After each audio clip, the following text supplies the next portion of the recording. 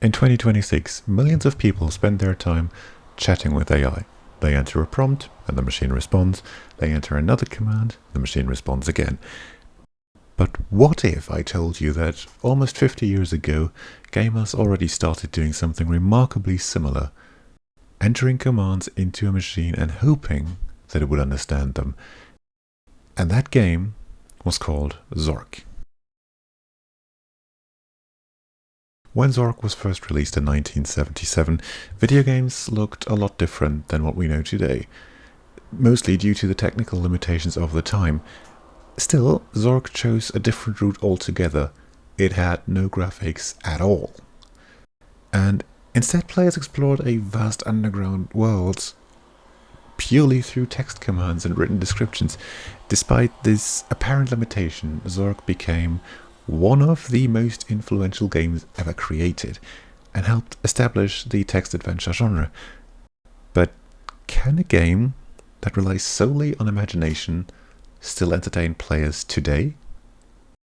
Let's find out. Playing Zork is a unique experience. Without graphics or animation or voice acting or any sound for that matter, the game relies entirely on the player's imagination, and exploring the great underground empire, as the world calls itself, there is a genuine sense of discovery. When a random object you picked up an hour ago suddenly turns out to be the solution to the puzzle you've been stuck on, it can be both surprisingly engaging and, more importantly, rewarding.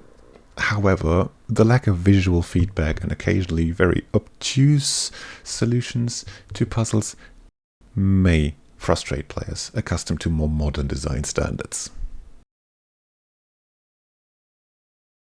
The gameplay consists entirely of reading descriptions and entering commands in response to that. And while that may sound primitive, you've got to give credit, Zork's parser was actually surprisingly advanced for its time and understood a wide variety of inputs. The manual alone lists all of these words that it can, in theory, understand, given the context at least. Progress requires observation, logical thinking, and experimentation. And when you encounter your first troll, you instinctively start typing "hit troll with sword" as furiously as you would do the act itself. The game's mechanics remain functional and engaging, even by modern standards, although the occasional need to guess the exact wording of a command can interrupt the flow a bit. I've already mentioned the manual, and this is going to become important in this section, because unlike many modern adventure games, Zork does not exactly place a strong emphasis on storytelling. The player explores this world in search of treasures by overcoming various obstacles and puzzles, and there are memorable moments and bits of humor throughout the experience, but the overall narrative remains fairly simple. Now, most of Zork's world building actually exists outside of the game itself. The manual contains a surprisingly detailed history of the Great Underground Empire, but unfortunately only fragments of that ever really make it into the game itself, and as a result, Zork's world feels interesting and mysterious on the one hand, but not exactly story-driven on the other, and thus fails to completely live up to the expectation you build up in your mind. Okay, so to be fair, this category is simply not applicable to Zork. The game presents its world entirely through text and leaves everything, all the visual interpretation, to the player. Or as Sheldon Cooper once put it, it runs on the world's most powerful graphics chip, imagination. And the same applies to sound design. There simply isn't any. Much like graphics, every sound in Zork exists entirely in the text responses and the player's imagination. And yet, ironically, the game still manages to describe a place that is so loud it even drowns out your very own thoughts. Much like a mystery novel, Zork is at its best when you don't know the answers. But once you do, and once all the puzzles have been solved, much of the magic disappears.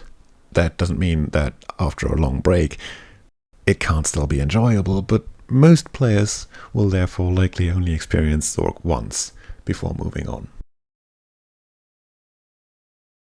Creating a convincing world without visuals is no small feat.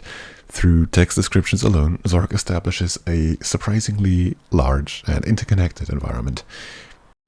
Exploration is rewarding, and the world does feel cohesive despite the technological limitations of the era.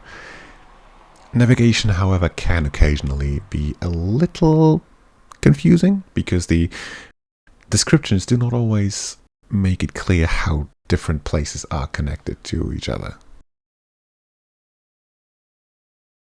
Considering the age of the game, Zork performs exceptionally well. If reports from the time are to be believed, even the early releases were surprisingly stable and reliable, and more modern versions, of course, are more polished still. They genuinely run without issues on even contemporary devices. Bugs and crashes are virtually non-existent, so obviously Zork is going to receive a very high score in this category.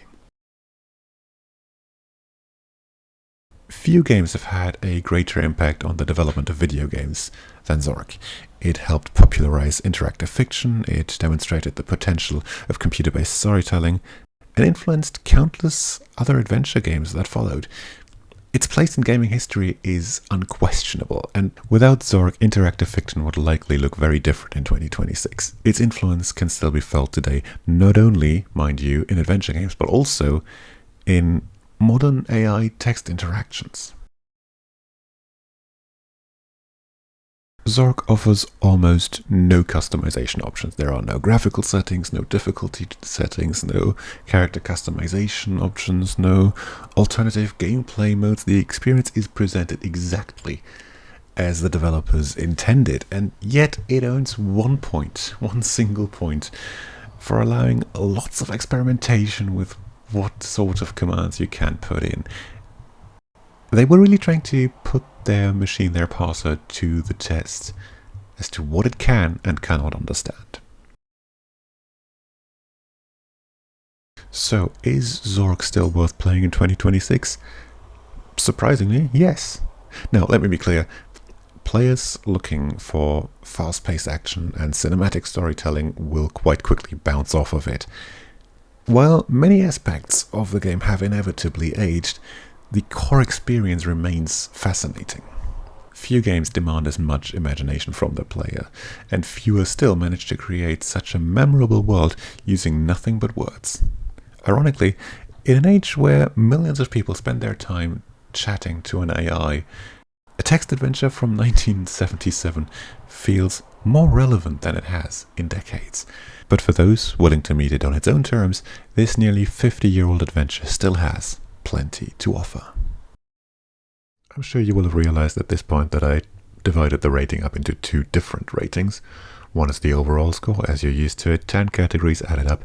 The other is the design score, which is just the average of the categories that remain after we disregard graphics and sound design because they're simply not applicable. That will happen on occasion, and if it does, I will point it out and give two different scores. Otherwise, the design score would simply be the overall score divided by 10. So in order to avoid that confusion, I'll only show that when it's relevant. If you enjoyed that, make sure to leave a like and also subscribe to the channel so you don't miss the next review, which will be for The Space Invaders, a equally charming game, and I'm sure you're going to enjoy that. Until then, have fun playing and have a good one. See you soon.